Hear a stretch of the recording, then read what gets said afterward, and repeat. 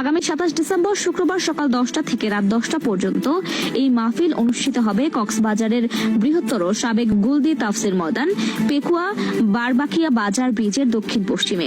মাহফিলে প্রধান মুফাসসির হিসেবে ডক্টর মিজানুর রহমান আজহারী ছাড়াও আলোচনায় অংশ নেবেন আলোচিত বক্তা শায়েখ মুফতি কাজী ইব্রাহিম, মাওলানা আব্দুল্লাহ আল আমিন, শায়েখ মুফতি জসিমউদ্দিন রহমানী, আল্লামা কামরুল ইসলাম সাইদ আনসারী, হাফিজ মুফতি আমির হামজা এবং কুষ্টিয়ার মাওলানা সাদিকুর রহমান আজহারী। মাহফিল কমিটির সদস্য মিজানুর রহমান অপরাজয়কে জানান, পোস্টারে উল্লেখিত সব মুফাসসিরই উপস্থিত থাকবেন। তিনি সুষ্ঠুভাবে মাহফিল সম্পন্ন করার জন্য সবার সহযোগিতা কামনা করেছেন এবং উপস্থিত থাকার আহ্বান জানিয়েছেন।